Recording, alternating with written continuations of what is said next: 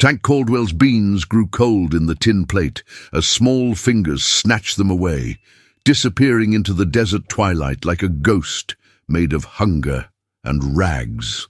The girl couldn't have been more than 12, all bones and wild hair, clutching his supper against her chest as if it were salvation itself. He'd killed men for less, much less, but something in her desperate eyes stopped his hand from reaching for the Colt. The homeless girl stole his meal, but in that moment of brazen desperation, she stole something far more dangerous, the last piece of his buried heart. Years of careful numbness cracked like drought-hardened earth, and Tank Caldwell felt the unwelcome stirring of something he'd thought dead forever. Subscribe to witness how one stolen meal awakens a legend. The desert wind carried the scent of sage and distant rain across Tank Caldwell's weathered porch, where he sat with his evening meal balanced on his knee like a ritual he'd performed 1,000 times before. The beans were still steaming in the dented tin plate, mixed with the last of his jerky and a heel of bread that had seen better days. His cabin squatted against the mesa like a wounded animal, all rough-hewn logs and patched roof, a testament to a man who'd chosen solitude over society and found it wanting. The silence stretched endlessly in all directions, broken only by the distant cry of a hawk circling overhead and the soft whisper of wind through the Joshua trees. Tank had grown comfortable with this silence, had wrapped it around himself like armor against a world that had taken too much and given too little in return. His weathered hands, scarred from years of quick draws and hard living, held the plate steady as he prepared to take his first bite.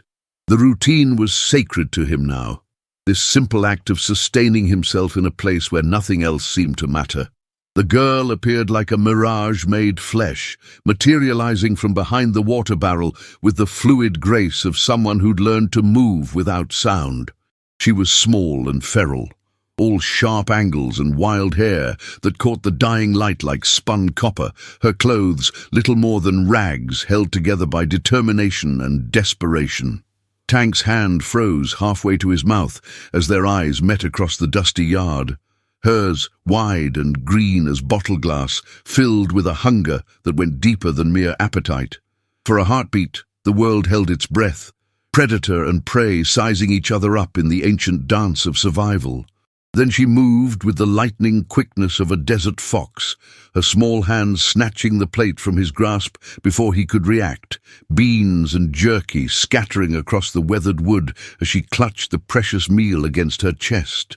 The audacity of it struck him like a physical blow.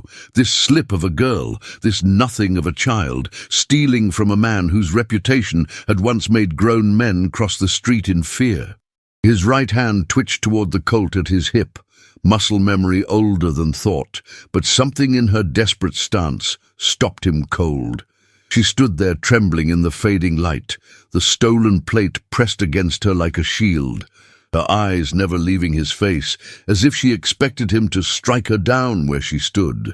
Tank could see the sharp outline of her ribs through the torn fabric of her dress, could count the days of hunger written in the hollow of her cheeks and the way her small hands shook as they gripped his supper. This wasn't theft born of greed or malice. This was survival stripped down to its most basic elements, a child's desperate gamble against starvation. The realization hit him like a punch to the gut, stirring something deep in his chest that he thought buried with all the other inconvenient emotions of his past. He'd seen plenty of desperate people in his time, had watched them make choices that would have horrified their former selves, but there was something about this girl that cut through his carefully constructed indifference like a knife through paper. She was waiting for him to move, to speak, to do something that would determine whether she lived or died in the next few moments. "Easy there, little fox," Tank heard himself say, his voice rusty from disuse and gentler than it had been in years. The words seemed to surprise them both, her eyes widening in shock that he wasn't reaching for his gun, his own amazement at the tenderness that had crept into his tone without permission. She took a half step backward, ready to bolt into the desert if he made any sudden moves. But she didn't run, didn't abandon the precious meal she'd risked everything to steal. Tank slowly raised his hands, palms out, in the universal gesture of peace, watching as some of the rigid terror left her small frame. The plate was already half empty, he realized. She'd been eating, even as she stood there waiting for his reaction, shoveling the cold beans into her mouth with her fingers, like someone who hadn't seen food in days. The sight of it did something strange to his chest, made it tight and uncomfortable in a way that had nothing to do with the desert heat. He found himself cataloguing the details of her desperation, the way she favored her left foot as if it pained her, the fresh scratches on her arms that spoke of nights spent sleeping rough, the careful way she held herself as if expecting a blow. The silence stretched between them like a taut wire, filled with the weight of unspoken questions and the girl's ragged breathing as she continued to eat with the single-minded focus of the truly starving.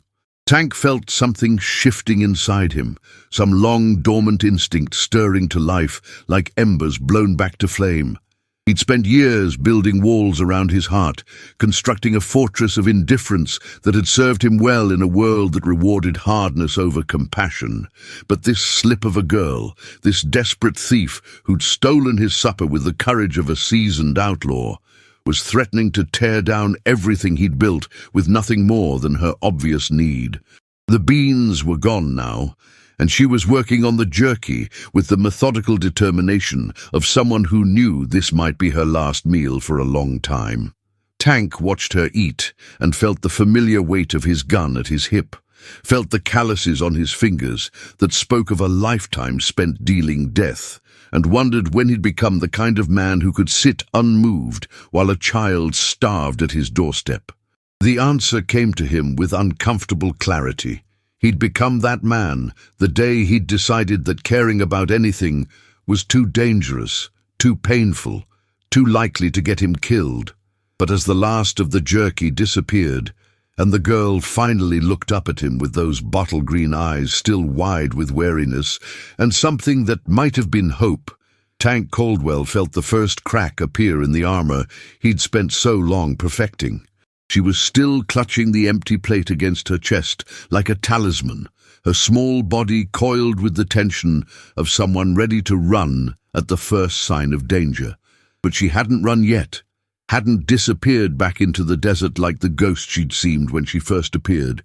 There was something in her gaze that spoke of intelligence beyond her years, of a spirit that hadn't been broken despite whatever circumstances had brought her to his door as a thief in the night.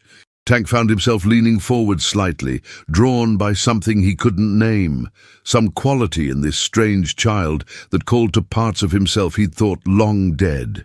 The desert wind picked up, sending dust devils dancing across the yard and stirring the girl's copper hair around her face like a wild halo, and Tank Caldwell realized that his carefully ordered world of solitude and silence had just been shattered by the most unlikely of forces, a homeless girl who'd stolen his meal and, in doing so, had stolen something far more precious and dangerous than food. The girl's name came out in a whisper that barely disturbed the desert air. "Pip," she said, like the sound a bird might make, small and quick and easily lost in the vastness of the landscape that surrounded them. Tank found himself studying her face in the dying light, noting the way her eyes darted constantly toward the horizon as if expecting pursuit, the careful way she held herself ready to flee at the first sign of danger. She'd finished his meal, but hadn't moved from her defensive crouch, the empty plate still pressed against her chest like armor against a world that had shown her nothing but cruelty. When Tank asked where she'd come from, her face crumpled for just a moment before she caught herself, rebuilding her walls with the practiced ease of someone far too young to be so skilled at hiding pain. The story came out in fragments, broken pieces of a life shattered by forces beyond a child's understanding. Her mother, Sarah, who'd worked as a seamstress in the mining town of Copper Ridge until she'd seen something she shouldn't have seen, learned something that powerful men would kill to keep secret. Tank listened with growing unease as Pip described the night her mother had come home wild-eyed and terrified, speaking in hushed tones about girls who'd disappeared, about workers who'd been brought in chains, about a darkness that ran deeper than the mine shafts themselves. The mining company had tentacles that reached into every corner of Copper Ridge, Pip explained with the matter-of-fact tone of a child who'd learned too much about the world's capacity for evil. Her mother had stumbled onto evidence of human trafficking, of forced labor that fed the company's profits, while destroying lives with the casual efficiency of a machine designed for nothing but consumption. Sarah had tried to do the right thing, had gathered proof and taken it to the sheriff, only to discover that the law itself had been bought and paid for by the same men who profited from misery. The night she'd tried to expose the truth was the last night Pip had seen her mother alive. Sarah had kissed her daughter goodbye and walked out into the darkness, promising to return with help that never came. Tank felt his jaw clench as the story unfolded, felt the familiar cold rage building in his chest like a storm gathering strength. He'd seen enough of the world's darkness to know that Pip's story was true, had witnessed firsthand the way power corrupted and money bought silence, but hearing it from the lips of a child who'd lost everything made it somehow worse, more personal, more demanding of action. The girl's voice never wavered as she spoke, but Tank could see the tears she refused to shed, glittering in her eyes like trapped starlight. 3 weeks had passed since Sarah's disappearance. 3 weeks of Pip hiding in abandoned buildings and scrounging for food, while avoiding the men who'd come looking for her with questions in their voices and violence in their eyes. She'd learned to move like a ghost through the streets of Copper Ridge, sleeping in different places each night, staying one step ahead of the company men who seemed to know that Sarah had shared her dangerous knowledge with someone. The mining company wanted to tie up loose ends, Pip explained, with a wisdom that no child should possess, and she was the loosest end of all, the daughter of a woman who dared to speak truth to power and paid the ultimate price for her courage. Tank found himself studying the girl's face as she spoke, noting the way her small hands trembled despite her brave words. The careful way she watched his reactions as if gauging whether he too might become a threat. She'd walked for days to reach his cabin, following half-remembered directions from travelers who'd spoken of a man who lived alone in the desert, a man who might help someone with nowhere else to turn. The irony wasn't lost on Tank. She'd sought out a killer for protection, had gambled everything on the hope that his reputation for violence might be turned toward justice rather than profit. The desert night was settling around them now, painting the world in shades of purple and gold that made everything seem both more beautiful and more dangerous. Tank could feel the weight of decision pressing down on him like a physical thing, could sense the crossroads that had appeared in his carefully ordered life with the arrival of this desperate child. He'd spent years running from exactly this kind of situation, had built his exile around the principle that other people's problems were not his concern, that involvement led only to pain and loss and the kind of choices that left scars on a man's soul. But Pip's story had awakened something in him that he'd thought safely buried, some stubborn core of decency that refused to stay quiet in the face of such obvious injustice.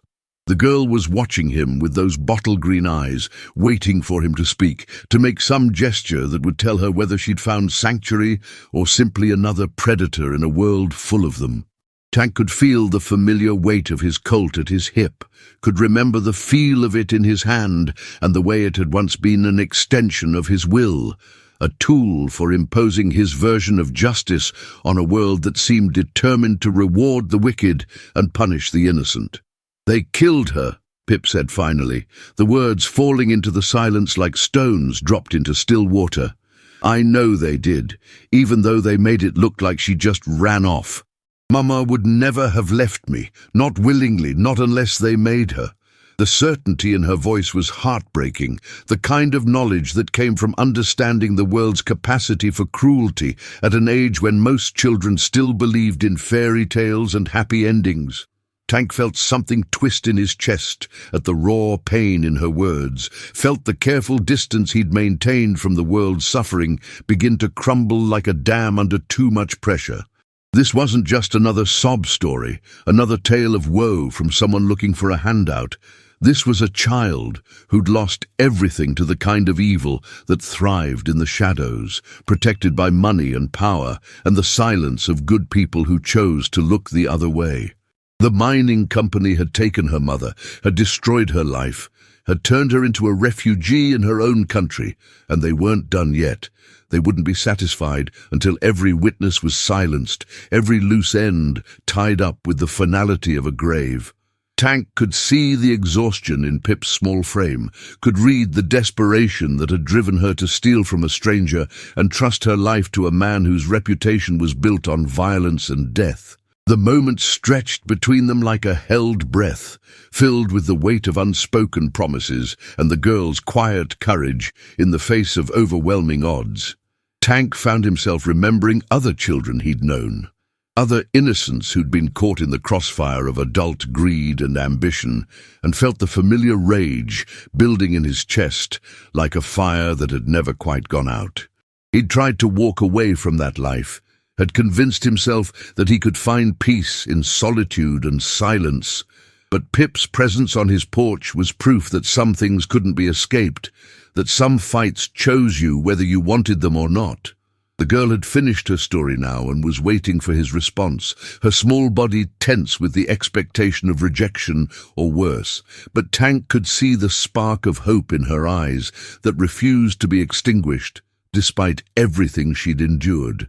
She'd stolen his meal, but in doing so, she'd given him something he hadn't realized he'd lost, a reason to care, a purpose beyond mere survival, a chance to be something more than just another broken man hiding from his past in the desert's embrace. As the first stars appeared in the darkening sky above them, Tank Caldwell felt the last of his carefully constructed walls crumble, leaving him exposed and vulnerable, and more alive than he'd felt in years. The morning sun carved harsh shadows across the desert floor as Tank saddled his horse with movements that spoke of decades in the saddle. Pip sat cross-legged on his porch, watching him with eyes that seemed to hold more understanding than any child should possess. The stolen meal had become something else entirely, a bridge between two souls who had learned to survive by trusting no one. Tank's hands moved with practiced efficiency, but his mind wandered to the girl's words about her mother, about men who took what didn't belong to them, about a world that devoured the innocent without mercy. The leather creaked under his touch, a familiar sound that had once meant freedom, but now felt like the weight of responsibility settling across his shoulders like an old coat. He had spent 15 years running from the man he used to be, the gunslinger, whose name once carried weight in every saloon from Tombstone to Dodge City. Tank Caldwell had been a legend, a man who could draw faster than lightning and shoot straighter than divine justice. But legends, he had learned, were just stories people told to make sense of senseless violence. The last man he had killed haunted his dreams, a young deputy with scared eyes and a trembling hand, barely old enough to shave, who had made the mistake of calling him out in front of a crowd. Tank had tried to walk away, had given the boy every chance to back down, but pride and whiskey had sealed the deputy's fate. The boy's mother had screamed when they brought his body home, a sound that had followed Tank into the desert and never left. Now, as he adjusted the stirrups and checked the rifle in its scabbard, Tank felt the familiar weight of his Colt 45 against his hip. He had sworn never to draw it again, had buried that part of himself so deep he thought it was dead. But Pip's story had awakened something in him, something that recognized the sound of injustice and couldn't ignore it. Her mother had vanished while investigating men who trafficked in human misery, and somewhere in the vast expanse of the territory, those same men continued their work. The thought made his jaw clench and his hand drift unconsciously toward his weapon. Some evils, he realized, demanded to be faced, regardless of the cost to one's soul. The girl watched him with an intensity that made him uncomfortable, as if she could see straight through to the parts of himself he kept hidden. She had cleaned herself up with water from his well, and in the morning light he could see that beneath the dirt and desperation she was probably no more than 12 or 13. Too young to be alone in this harsh country, too young to carry the weight of her mother's disappearance, too young to understand that the world was full of men who would use her innocence against her. Tank had seen enough of such men to know their methods, their cruelty, their complete disregard for anything resembling human decency. The thought of Pip falling into their hands made something cold and deadly stir in his chest. "You don't have to do this," Pip said quietly, her voice carrying across the morning air like a prayer. "I can take care of myself." But even as she spoke the words, Tank could hear the fear beneath them, the desperate hope that someone finally would choose to stand with her instead of walking away. He had walked away from too many fights, had let too many wrongs go unanswered in his quest for peace. Peace, he was beginning to understand, was a luxury that men like him could never truly afford. There would always be another Pip, another innocent caught in the crossfire of other men's greed, and turning his back on them meant becoming complicit in their suffering. As Tank swung up into the saddle, he felt the familiar settling of his body into the rhythm of the horse beneath him, the way his spine straightened and his eyes sharpened as the hunter in him awakened after years of dormancy. The desert stretched out before them, vast and unforgiving, holding its secrets close to its burning heart. Somewhere out there, men were profiting from misery, and a mother's fate hung in the balance like smoke on the wind. Tank Caldwell, the man who had tried to die in the desert, felt himself being reborn with each hoofbeat that carried him toward a reckoning 15 years in the making. 3 days' ride from Tank's cabin, in a place where the desert gave way to rocky canyons and hidden springs, another story had unfolded months earlier, one that would intersect with Tank's journey in ways neither could foresee. Elelanena had fled her wedding in a cloud of white silk and desperate tears, her heart pounding with the rhythm of freedom as she rode hard into Apache territory. The marriage her father had arranged was a business transaction disguised as love, a merger of cattle ranches that would have left her soul as barren as winter grass. She had chosen the unknown dangers of the wilderness over the certain death of a loveless union, and that choice had led her to Chief Nikai's camp as surely as a river flows to the sea. The Apache warriors had found her collapsed beside a dried streambed, her wedding dress torn and stained with dust and blood from thorns that had caught her during her desperate flight. They could have killed her, could have taken her scalp as a trophy, or sold her to Mexican slavers, but something in her defiant eyes had stayed their hands. When they brought her before Nikai, she had expected death or worse, but the chief had looked at her with eyes that seemed to see straight through to her soul. He was younger than she had imagined, perhaps 30 summers, with scars that spoke of battles won, and a presence that commanded respect without demanding fear.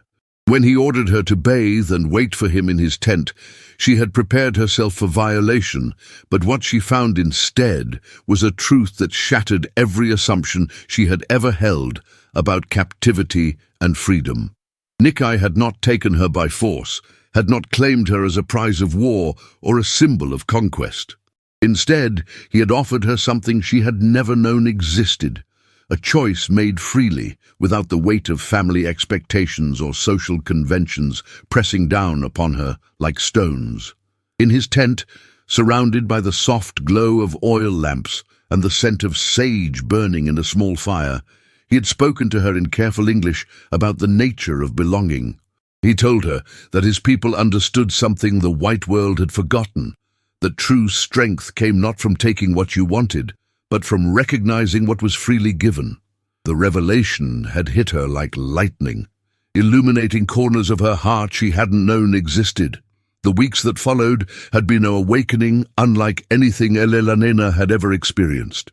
She learned to move with the rhythm of the camp, to find purpose in tasks that would have seemed menial in her father's house.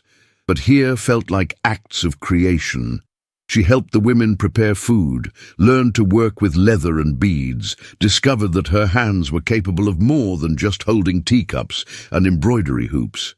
Nikai courted her with a patience that spoke of deep understanding, showing her that passion could exist alongside respect, that desire could flourish in soil prepared by genuine affection. When she finally came to his bed, it was not as a captive submitting to her captor, but as a woman choosing her own path with eyes wide open to all its implications. But the white world had not forgotten Elelanena, and her father's money had long arms that reached even into Apache territory.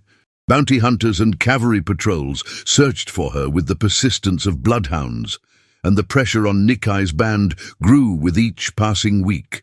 The chief knew that keeping her meant bringing war to his people, and Elelanena understood that her presence, however welcome, carried a price that others would have to pay. The truth she had discovered in his tent, that love could exist without ownership, that belonging could be chosen rather than imposed, would have to sustain her through whatever came next. Some revelations, she learned, were too dangerous for the world to tolerate, even when they offered the promise of a better way to live. The morning she left the camp, riding toward an uncertain future with Nikai's blessing and a small band of warriors to see her safely to the border, Elelanena carried with her more than just memories. She carried the knowledge that there were men in the world who understood, that a woman's strength was not something to be conquered, but something to be honored. That truth would travel with her like a hidden flame, ready to ignite other hearts that had forgotten what it meant to choose freely. In the vast tapestry of the desert, her story would weave itself into others, creating patterns of resistance and redemption that would echo across the territory like ripples in still water. The mining camp squatted in the desert like a festering wound, its wooden buildings and canvas tents arranged around the dark mouth of a shaft that seemed to swallow light itself. Tank and Pip approached from the east, using the cover of a rocky ridge to observe the operation below. What they saw confirmed Tank's worst fears. Men moving with the careful efficiency of those who had learned to hide their crimes in plain sight, and among them, figures that moved with the broken gait of those who had given up hope. The girl's mother was somewhere in that maze of suffering if she was still alive, and Tank felt the familiar cold certainty settle in his chest as he planned their approach. This was the moment he had been running from for 15 years, the return to violence that would either redeem him or damn him completely. Pip lay beside him on the sun-baked stone, her small body tense with the effort of remaining still while her heart hammered against her ribs. She had described her mother to him during their journey, a woman named Sarah who had worked as a seamstress in town until she stumbled upon evidence of the trafficking operation. Sarah had been asking too many questions, following too many leads, and one night she had simply vanished like smoke in the wind. The men who ran the mining operation were careful to maintain the appearance of legitimacy, but Tank's experienced eye could see the signs of their true business. The guards were too numerous, too well armed for a simple mining operation, and the way they watched the workers spoke of men who knew their charges might try to run. As the sun reached its zenith, casting harsh shadows that provided perfect cover for their descent, Tank felt the familiar transformation beginning. The peaceful hermit who had tended his small garden and lived quietly in the desert was fading away, replaced by the gunslinger who had once been feared from one end of the territory to the other. His hand checked the position of his Colt automatically, his eyes catalogued potential cover and escape routes, and his mind began calculating angles and distances with the cold precision of a man who had survived more gunfights than he cared to remember. The weight of his reputation settled around him like an old coat, familiar and terrible and strangely comforting. The plan was simple, in the way that all desperate plans were simple: create enough chaos to free the captives while searching for Sarah among them. Tank would go in hard and fast, using his reputation and his guns to scatter the guards and create an opening for escape. Pip would wait with the horses, ready to lead any survivors to safety, while Tank covered their retreat. It was the kind of plan that relied more on surprise and violence than careful strategy, but Tank had learned long ago that sometimes the direct approach was the only one that worked. The men below had grown comfortable in their cruelty, confident that no one would challenge them in this remote corner of hell, and that confidence would be their weakness. As they prepared to move, Tank found himself thinking about Elelanena, the runaway bride whose story had somehow become entangled with theirs. He had heard whispers of her tale in the last town they had passed through, a woman who had chosen freedom over security, who had found truth in the most unlikely of places. Her courage in the face of an impossible choice reminded him that sometimes the greatest act of rebellion was simply refusing to accept the world as it was. Like Pip's determination to find her mother, like his own decision to step back into the light after years of hiding, Elelanena's story was proof that broken things could be made whole again, that redemption was always possible for those brave enough to reach for it. The first shot rang out across the desert as Tank stepped into the camp with his guns drawn, and in that moment, 15 years of running came to an end. The man who had tried to die in the desert was gone, replaced by something harder and more purposeful, a weapon pointed at the heart of injustice, guided by the steady hand of a man who had finally found something worth fighting for. Behind him, Pip watched with eyes that held both fear and hope, knowing that whatever happened in the next few minutes would determine whether her mother lived or died, whether the truth that had been buried in this place would finally see the light of day.